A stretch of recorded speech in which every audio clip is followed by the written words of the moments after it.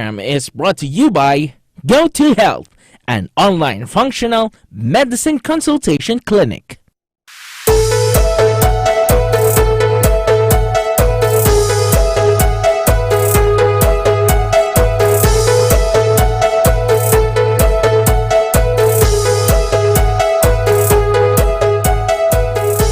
Greetings from the Philippines to the world. We are on Facebook Live on Eagle News and also on our streaming site, eaglenewslive.com. Watch us on our YouTube channel at Eagle News. I am Cesar Vallejos. Welcome to Open for Business. Join me discover the latest news and information and business around the world. Stay ahead of the curve from vision to action. We will be talking about health and wellness this afternoon, something that is very timely because based on latest data, the average age group of heart attack victims is now at 30s to 40s, making heart disease as one of the number-one killers, rapidly increasing worldwide. According to World Health Organization, nearly 80% of chronic disease-related deaths occur in low and middle-income countries. What is causing these deaths? Is it stress, unhealthy food, lack of sleep? Do we know or can we know the root causes of our diseases using the current healthcare system? What is behind this epidemic of chronic and lifestyle-related diseases? And is there a way to prevent these diseases using new methods and technologies? As owners of SMEs and as entrepreneurs, you need to protect the most valuable asset of your company, and that is your people. Where do we start with health and wellness? We have Dr. Rolando Doc Oye Balburias, President and General Manager of Go2 Health, this afternoon to talk about functional health and digital health technology. Before Doc Oye joins us, here are our headlines. LBC Express supports entrepreneurship seminar in Davao. Young technopreneurs get big boost from Impact Hackathon. A business and entrepreneurship seminar conducted by Esquire Movers and supported by LBC Express was held at the Dusit D2 Hotel in Lanang, Davao City. The talks focused on providing strategies in setting up businesses and how to help entrepreneurs grow their businesses and make informed decisions for their investments. It was attended by SME owners and business leaders in Davao, highlighted by notable entrepreneurs who shared their expertise. Our Davao Bureau covered the event. Watch the highlights in this report.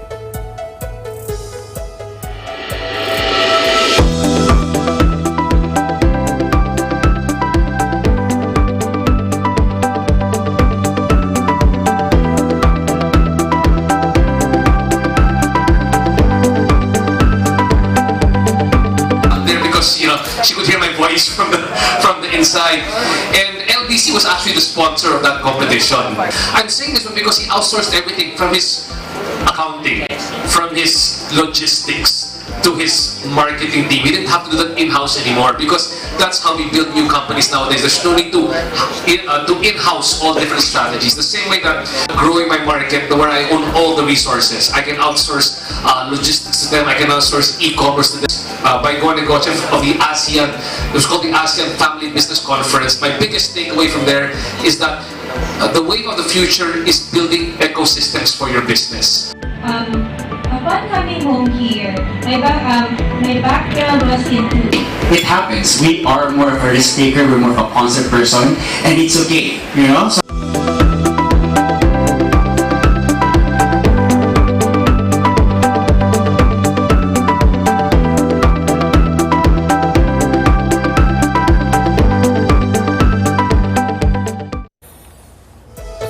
The official attempt of the Philippines to break the world's biggest hackathon was successfully conducted at the Smart Araneta Coliseum.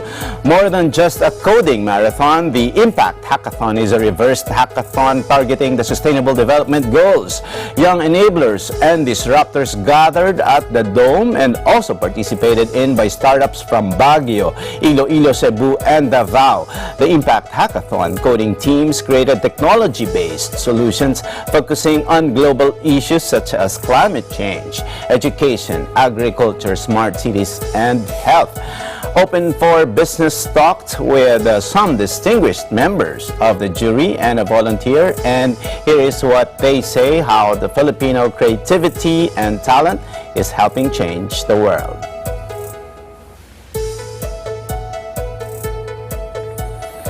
When Open for Business returns, we will have Dr. Rolando Doc Oyi Balburias, President and General Manager of GoToHealth. Open for Business will be back. Stay with us.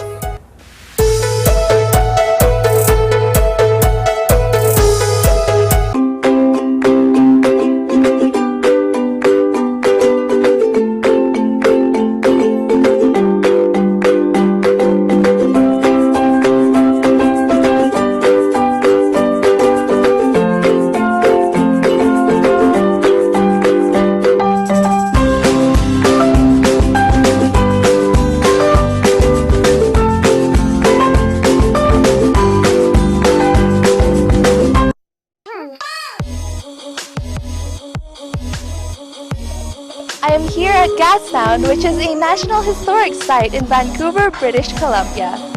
Located in Vancouver's oldest neighborhood is the steam-powered clock, which is Gastown's most famous landmark. Make sure to tune in to Digital Nest every Tuesday and Thursday at 7:30 p.m. I am Lou Aquino, EBC correspondent, and I am 1 with 25.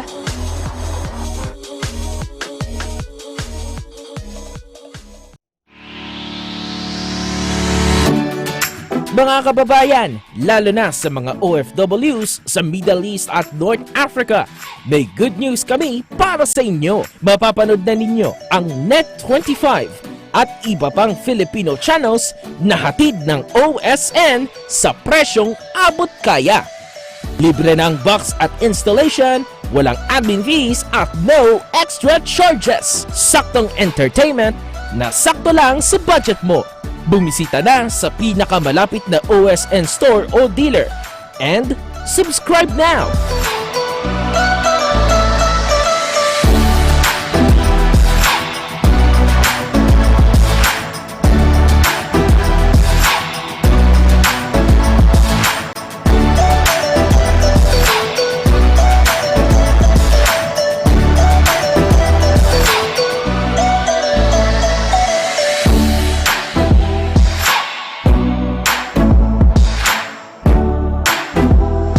Sa Net25 at OSN, siguradong at home ka dito!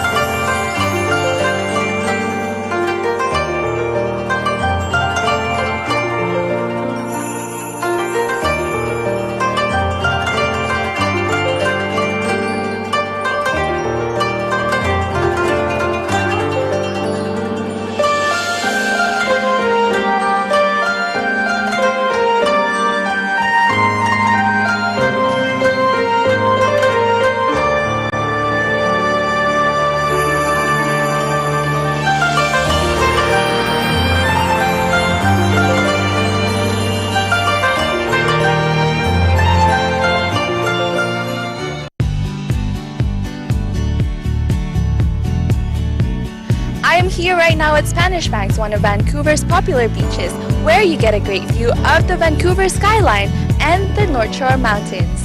Make sure you tune into Digital Nest every Tuesday and Thursday. I am Luquino, your EBC Canada correspondent, and I'm 1 with 25.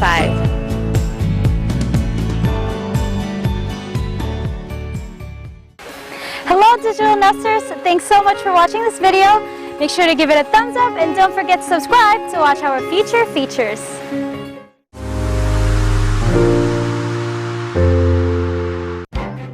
Events happen around us all the time, in our community, in our country, around the world. Events that affect people, move communities, or simply inspire us. Interesting events that people need to know. In these interesting times, we continue to be a competent partner in delivering news about these events. Fast, accurate, balanced, eagle news, because we live in interesting times.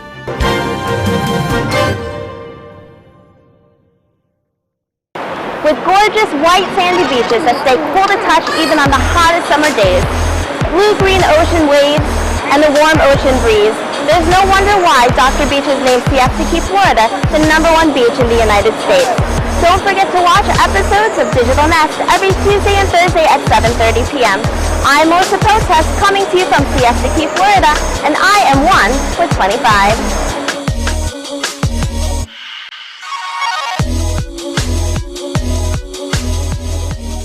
Landmarks, Linggo, alas 6 hanggang alas 7 ng gabi.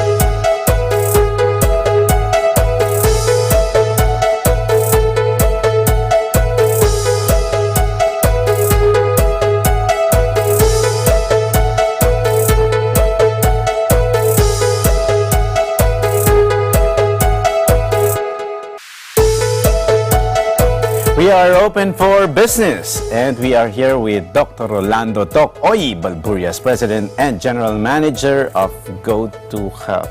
Doc Oy. Yes, thank you, Salamat. Cesar. Thank you you very for much inviting us to... Yeah, and thank you for coming over. Yes. Yeah. Magandang araw po sa lahat po. Good afternoon to everyone.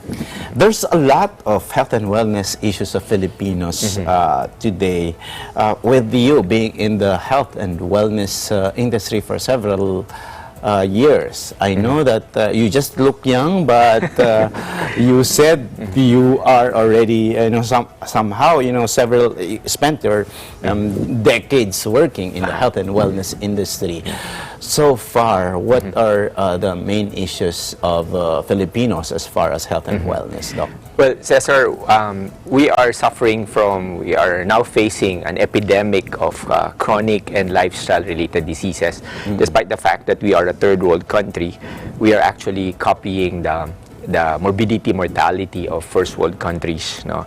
The problem is that in our country, there's a big inequity as far as healthcare is concerned. No? So that's where we want to change and transform the current healthcare system model, which is practically too focused on managing diseases, no? Or focused on disease care, or its advancement is so much focused on care after illness.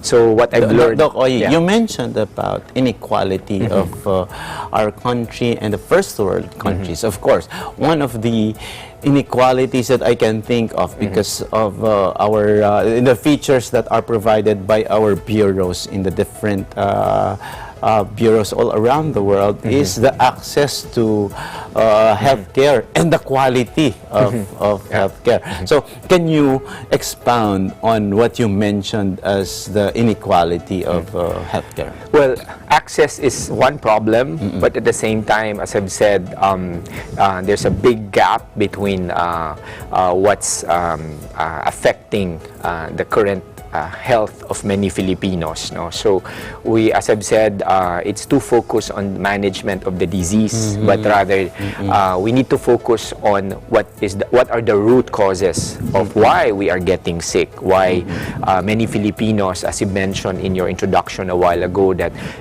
they're getting younger and younger of those who are suffering or having heart attack. No? So it's now, in fact, Cesar, you are correct that it's been 29 years since a heart attack became the #1 premature killer of Filipinos, because previously those people who suffer from heart disease are older people. Yes. No? But now, as you mentioned from your introduction a while ago, that there are many at their early 30s or 40s who are suffering from chronic diseases. And in fact, many of them, just like you, are business executives, no? Because not many doctors recognize the fact that chronic stress plays a big impact on why we develop heart conditions or heart diseases or conditions related to like hypertension or any other lifestyle related diseases. So that is the problem. And but Doc, with the chronic diseases, the killers, killer diseases, that's one of those is heart problems. What else are the other diseases that of course, affect one that's feeding further why heart disease remain #1 premature killer of Filipinos is the rising epidemic as well of diabetes, because these two conditions are sort of like relatives. They're always connected. Once you develop diabetes, your risk for having heart disease is up to 4 to 5 times higher. No? So, and as well as there's an increasing number of both cancer and as well as autoimmune diseases. So these are all lifestyle and environment related. No? So, and this is what we need to focus on. And one of the things that we need to focus on is the quality of our foods. No? So there's so much consumption of sugar products, and even our young there's a lot of prevalence and incidence of mental health conditions. No? So that is what we need to address, the root causes. There are different biological determinants of health aside from nutrition. Of course, the lack of exercise, as well as I've said, chronic stress, or even the lack of sleep. No? There are 62% of Filipinos are all deprived of sleep. No? So, Pero before we go into the details, Doc Oyi, you mentioned earlier na pabata na nga ng pabata, so 30s to 40s. Is it, what is causing this? Is and you also mentioned it's about the changing lifestyle of individuals. Is it what we eat now or what we do today? Like say for example, one of the reasons you said would be lack of sleep. Is it because, of course, we know that the BPO industry is giving us a lot of money, and but the lifestyle is changing in terms of sleep. Normally, when you go to BGC areas and the other areas where there are a lot of BPOs, they make the daytime their nighttime. So, what is it that causing younger people, fall into these types of diseases as early as 30s and 40s? well, because if we alter the physiology of the human body, wherein we are supposed to be asleep at nighttime and awake at daytime, no? So this body has a relationship to the sun, no? So it will create physiologic and biologic changes. And those biologic changes, if it persists, that is when it leads to chronic diseases. No? So it is a proven fact in science that sleep deprivation equals weight gain, because sleep deprivation, Cesar, causes hormone disruption and hormone imbalances, which leads to why you will have problems with your weight. And once weight becomes an issue, like excessive weight or excessive fat deposits, this is where the metabolism of a person can be affected as well, leading to, as I've said, an epidemic of diseases like diabetes. No? So even our children are not spared from this. No? There is an increasing prevalence and incidence of childhood obesity in our country. And of course, these children are going to be adults in 18 years, right? So they're getting younger and younger. And of course, diabetes as a chronic disease, the earlier that you developed it, the more likelihood that you will suffer the different chronic consequences or complications of these diseases. So that's what explains it. You are correct. Our food have changed. Our lifestyle have changed. As what I've mentioned, 64% of Filipinos are sleep deprived. In fact, 32% of them are reporting to have only getting less than 6 hours of sleep. So that's not, there's a reason, Cesar, why we have a number attached to sleep, why it's 8 hours, okay? Because during sleep is where we produce all the things that our immune system needs in order to for us to survive the following day. So if you're not getting that kind of restful or therapeutic sleep, then you are in for a surprise later on. And aside from hormone imbalances, this will also impact on your immune system. Okay, and in fact, it can also impact on your cognitive ability later on if you are continuously sleep deprived. No? So, and of course, iba pa dyan yung mga factors about how we cope up with stress, for example. No? So many Filipinos utilizes cigarette smoking or as a way to combat stress, right? So it's their stress reliever, which sadly would also lead further to more diseases and consequences as far as our body is concerned. Doc, you mentioned earlier that somehow we copy the statistics. The Philippines copying the statistics in the first world. So, is there also a similarity in terms of lifestyle? So, are we? Although I probably know that we may possibly eat different, food, or we have a different lifestyle. But are there other factors that lead to us somehow getting the same kind of statistics compared to the more progressive countries? Well, we are a developing country, and we've actually imported the fast food industry as well. No? So we are indeed copying the lifestyle. Hence, it's no surprise that we are also manifesting the same diseases and conditions affecting first world countries. But the difference is that being a third world country, Cesar, we don't have the technology, we don't have the capacity and the financial requirement to be able to address the ballooning epidemic of chronic diseases. That's why we wanted to be able to shift the focus. Instead of being too focused on disease medicine, we want to introduce how is it that you can create health for the Filipinos. I mean, we can do that by looking at the root causes why we are developing all of these diseases. Okay, that's a very good point, Doc Oy, and we want to. That's the reason why you are here today. But my question before that would be, being in the health and wellness business for decades, what has changed so far? Because you're saying that, of course, there's a gap, and hindi ba kaya nung present healthcare system in the Philippines to address that?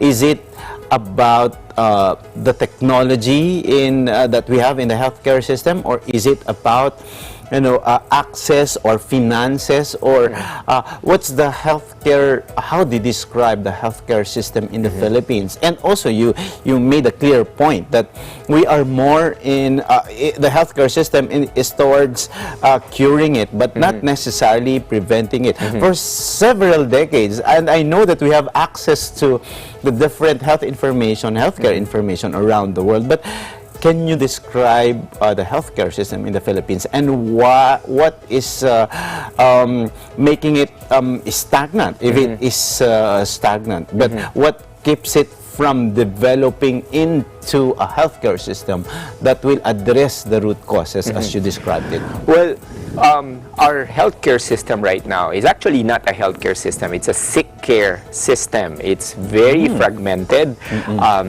Most doctors are experts in specific organs, okay? But the problem, Cesar, is that the body doesn't function as separate organs. The body functions as a system. Hence, there's so much advancement when it comes to managing diseases. We have a lot of expert doctors who are expert in cardiology, in pulmonology, in nephrology. So, but the problem is, when we want to manage the health of a person, we cannot approach the body from an organ perspective. We need to look at it from a network systems perspective, because that's how the body was designed to function. Okay, so instead of us waiting for the disease to happen, we need to be more proactive in managing the health of a person. And you cannot manage the health of a person if you will not look into his or her lifestyle. Okay, because when we were in med school, we really thought, Cesar, that health is a cycle. That is an old paradigm. Okay. Health is a continuum, Cesar. We all start from being well, and because of the things that we do, and because of the things that we allow our bodies to be exposed to, we become ill. Okay, but if it's a spectrum, not a cycle, then we have a choice. Okay, so we can remain to be healthy, or even if you have all of these diseases, you could actually reverse it. Okay, so, or you can, better yet, if you can avoid it. No? So aside from prevention, what we want to emphasize is more of health optimization. Okay, so health optimization cannot follow the clinical model of what we're following right now. We're still stuck in the 20th century healthcare model of a very fragmented healthcare. In fact, that's what the core of my practice is. I see many patients, Cesar, that I describe as having 3MD syndrome.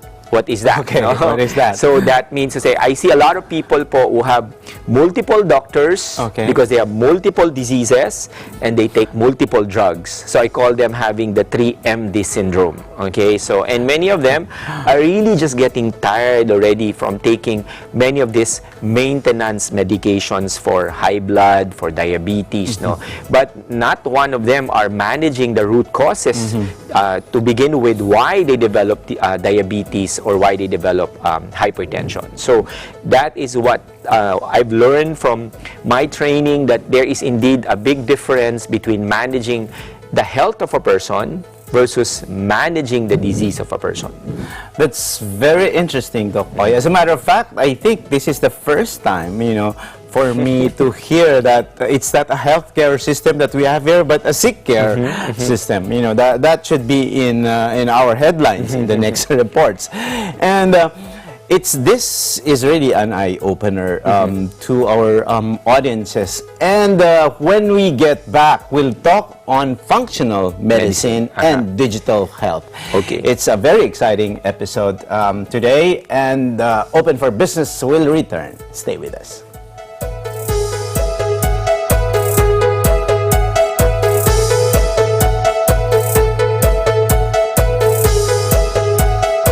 This portion is brought to you by Go2 Health, an online functional medicine consultation clinic. Soccer, the world's favorite sport. And it's no wonder. Spectacular goals and plenty of emotion.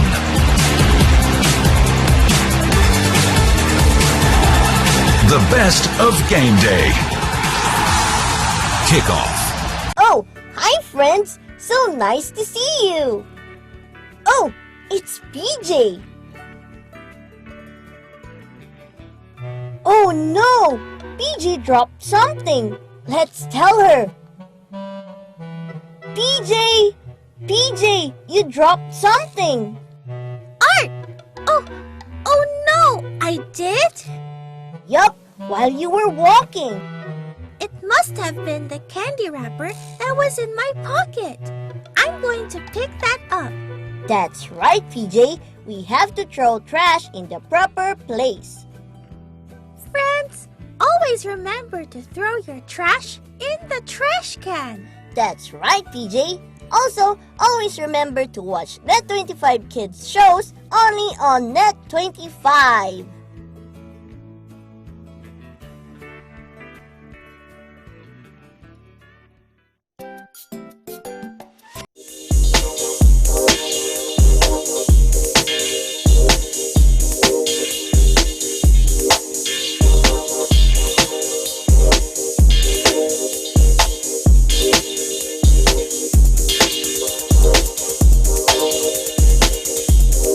Hey guys, behind me is what we call Spa de Fiel, one of the most famous landmarks here in Stavanger, Norway.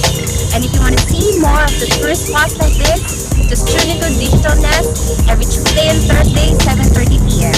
I am Anna G. Mejia from Stavanger, Norway. Always fun with 25.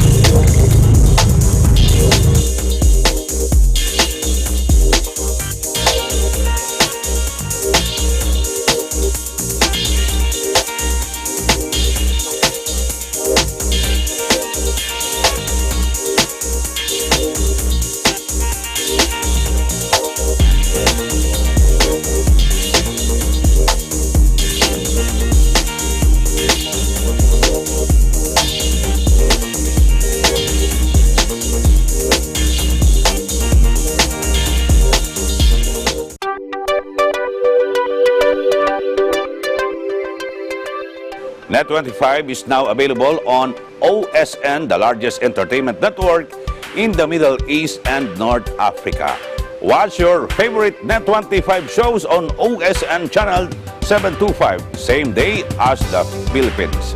Net25 shows live and on demand anytime, anywhere, on any mobile device on OSN Play.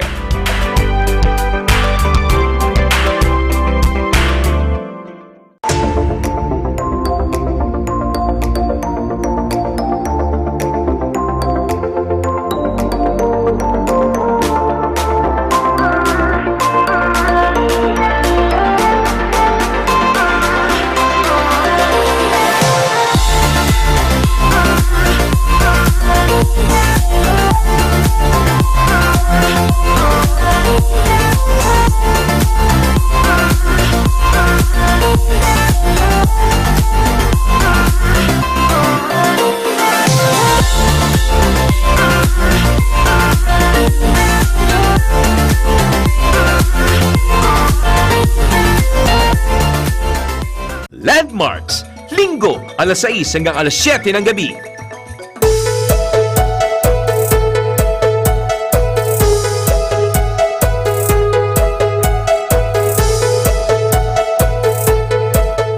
We are back and we are open for business, and still with me is Dr. Rolando Doc Oy Balburias, President and General Manager of GoToHealth.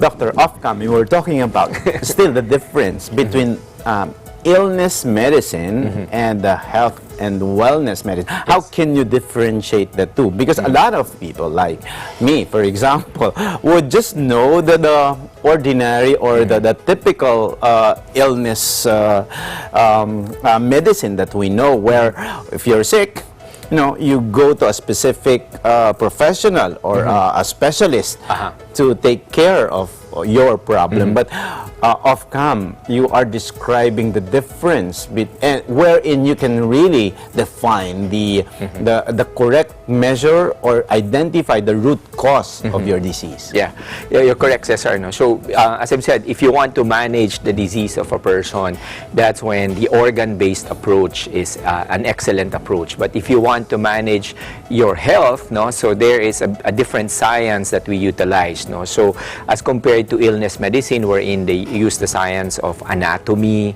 they divided the body into different and separate organs. But those organs po are made up of cells, billions of cells. So in health and wellness medicine, we instead of using anatomy, we use the science of biology. Okay, so we look at the body from a cellular perspective. Remember, if I make your cells healthy, then your organs will be healthy. Then you're not sick, right? So the same way with management, instead of using the science of pathology, which is about disease medicine, we use the science of physiology, because our body is a system. So as a system, it has to be balanced. Okay, so you need to have balance. Sorry, a lot of people are watching on Net25, and also because we're hooked up on Radio Aguila. Some of our audiences may not necessarily know what is dealing the disease on the cellular level. Pag sinabi mong cellular, ano yun? Anong difference nun when you compare it with the typical way of treatment? Okay. Well, I guess the best example, Cesar, is you compare our body to your car. Okay. Your car has different body parts. Okay.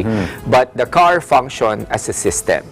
But for the system of the car to function, you will need a lot of equally important substrates, like you need gasoline, oil, water, battery, electricity.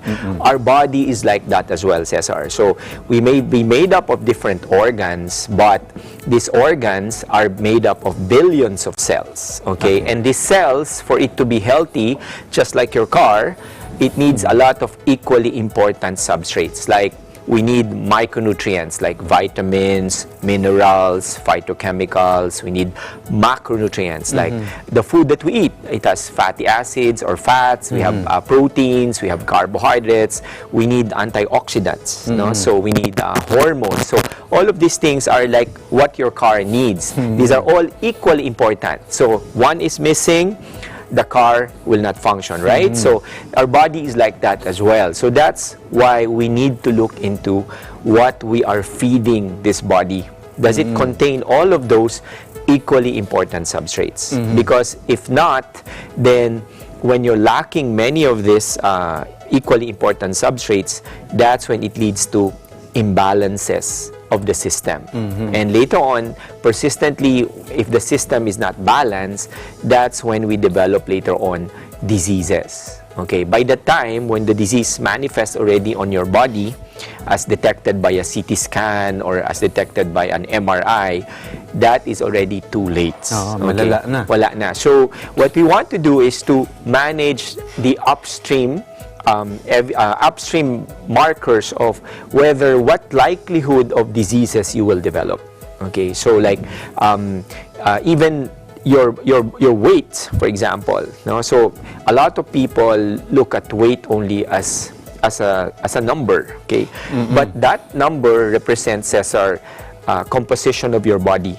Okay, so the amount of fat there, the amount of muscle mass there, the water balance there are all equally important for you to be able to maintain your health. Okay, too much of fat deposits can affect your metabolism, and affecting your metabolism later on leads to, as I've said, diseases such as diabetes, thyroid problem, and heart diseases. No? Or even cancer is, when you have excessive amount of fats in your body, that leads to higher risk for developing all of these chronic lifestyle-related diseases. And this management, Doc Oy, is this what you refer to as functional medicine? Yes, you are correct, Cesar. So, functional medicine versus pathological medicine. No? So, what we do is, as I've said, we address the root causes. Why this person has diabetes, why this person has heart disease. No? So, we are what we call the why medicine.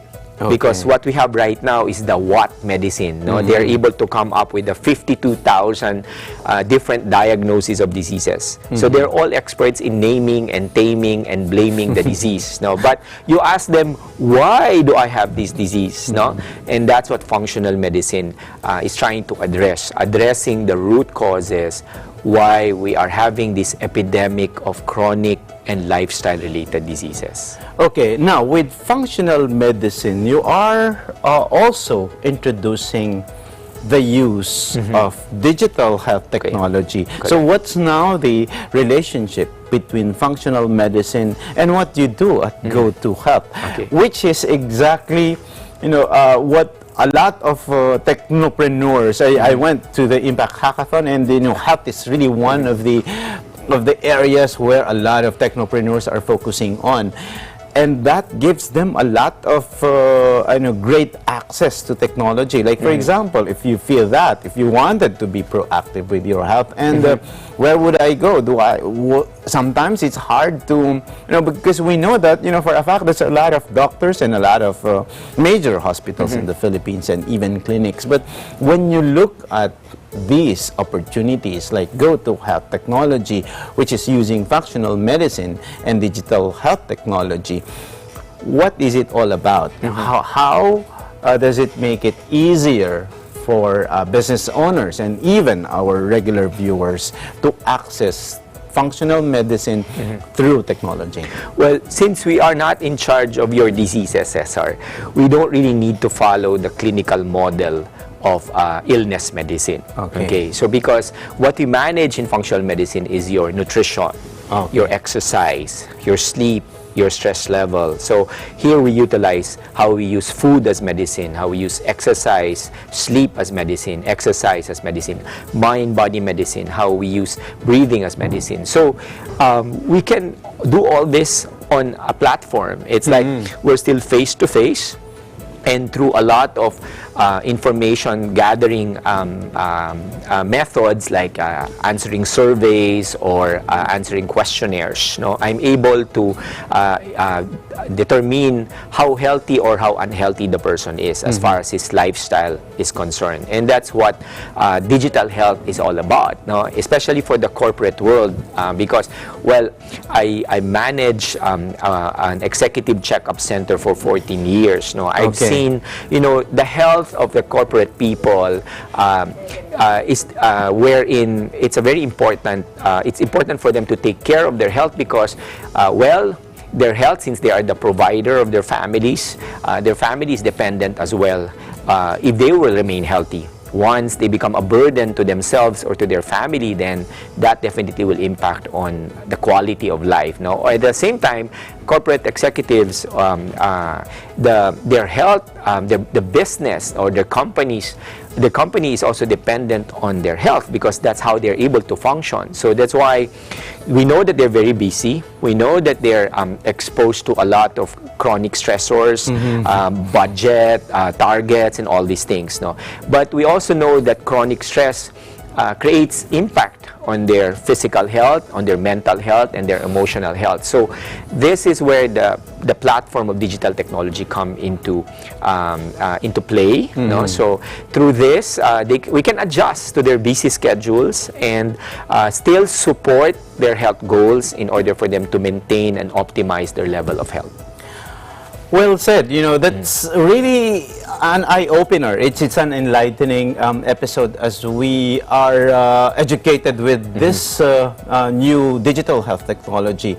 Doc Oy, if you can invite our viewers to, assuming they would want to be proactive on their health and to know more, about functional medicine and GoTo Health and the use of digital health technology, where can they find you? Although I think while you were talking, they're flashing your contacts, but if you can invite our viewers now. Well, if you want to participate in creating your health or managing your health so that you can really achieve both longevity and vitality, not just longevity but as well as vitality or your quality of life, and you want to access a functional medicine doctor, your go-to doctor for health, you can go to our website www.gotohealth.ph, and we can provide you with a way as to how you can optimize or even reverse your chronic diseases so that you have a better, as I've said, you can achieve both longevity and vitality.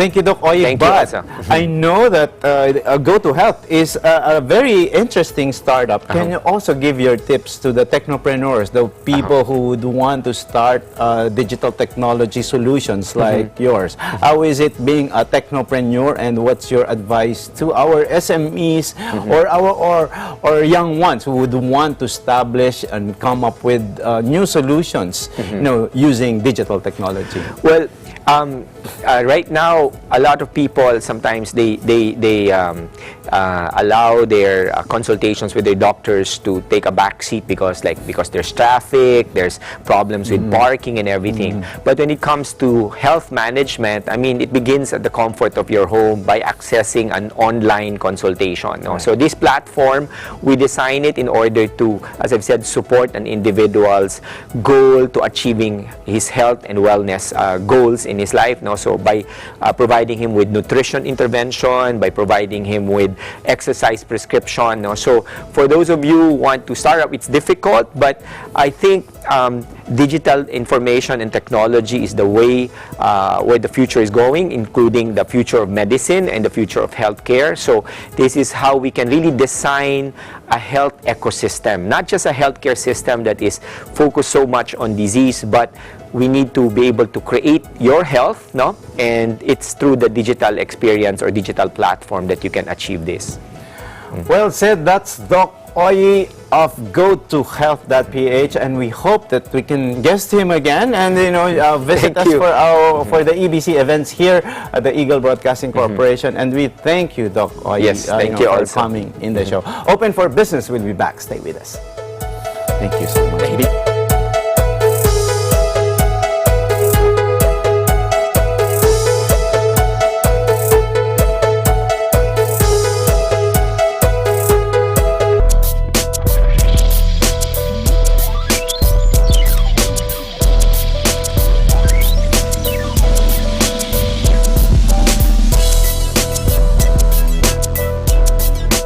Successfully conducted at the Smart Araneta Coliseum. Watch this report.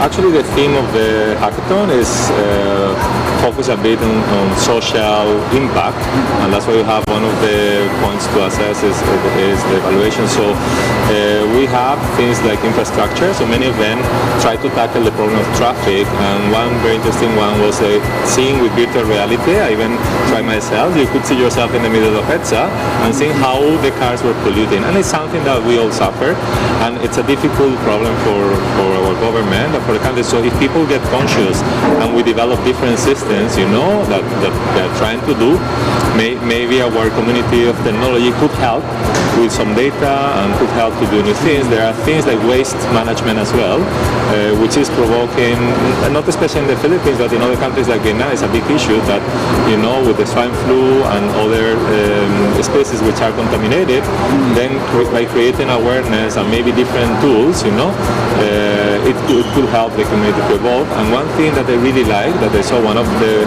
projects that the guys have been building, is how to use the crowd through apps to inform about calamities, about crime, so to have an app that can be available for the police, for the firemen, for the people to be aware of what's happening with the geolocation, so that we could help, the government and the different different municipalities to tackle those problems faster. So I think that they are very good ideas, and I guess I don't know, the policy of the government, the departments, but maybe there should be one big technology department focusing on how to bring this entrepreneurial talent, under their arm, so that we can focus, on really increase all these things, and not being only in the companies, even for the people, right? For the people that can be empowered to learn, that people can use these tools, and it will be something for the Philippines, not for a company named X, Y, or Z, right? It will be something Filipino for the barangay, for the municipality, for the region, right? That could make them identify, they could have an identification for our citizens and for the people to be willing to do something else and to learn and to make some money out of it. Well, this sort of platform, these hackathons, is a great venue for a lot of our young entrepreneurs and hackers to come up with ideas that solve real problems, not just in the Philippines but in the region. So I am looking forward to seeing all of these ideas and see what can be big that can be used here in the Philippines, in the region, and also for a global for global potentials. I mean, particularly I'm very interested in the fields of smart cities and agriculture. I think that urban problems is happening all around the world, and smart city solutions are always very important for us to be focusing on.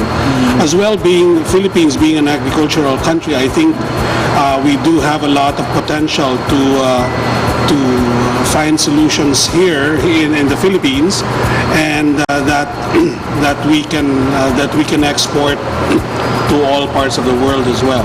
So those are the two main verticals that I'm particularly very interested in. In our term of the week, you take a refresher of business terms to make you updated, more informed, and ready to make smarter business decisions.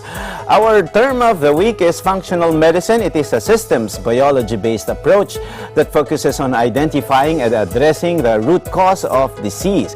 Each symptom or differential diagnosis may be one of many contributing to an individual's illness. According to the Institute for Functional Medicine, a diagnosis can be the result of more than one cause. For example, depression can be caused by many different factors, including inflammation. Likewise, a cause such as inflammation may lead to a number of different diagnoses, including depression. The precise manifestation of each cause depends on the individual's genes, environment, and lifestyle, and only treatments that address the right cause will have lasting benefit beyond system suppression. And our word of the week is from AJ Reb Materi. He said, "So many people spend their health gaining wealth and then have to spend their wealth to regain their health." Thank you for watching Open for Business. Join us again in the next episodes of Open for Business for more insights from CEOs, thought leaders, and industry experts promoting business development in the Philippines. See you again next Saturday and Sunday for another episode of Open for Business, where we discuss business information, deliver the latest business news to keep you informed and open for business, and be ahead of the curve from vision to action. You're on Facebook Live on Eagle News, and you can watch us again in the video section of the Eagle News Facebook page and on eaglenewslive.com. Also subscribe to our YouTube channel at Eagle News. Catch me also on Net25's Eagle News International as I join Alma Angeles in reporting more business news here and around the world. And we are inviting you all to the EBC PopCon, highlighted by Pop Culture Forum, Artists Alley Cosplay Parade, Exhibitors Booth, showcase of collector's items, and toy and cosplay photography here at the EBC building on November 8 and 9. Thank you, Gab and Dr. Oy of GoTo Health for joining us here at Open for Business. This is Cesar Vallejos. Have a great day.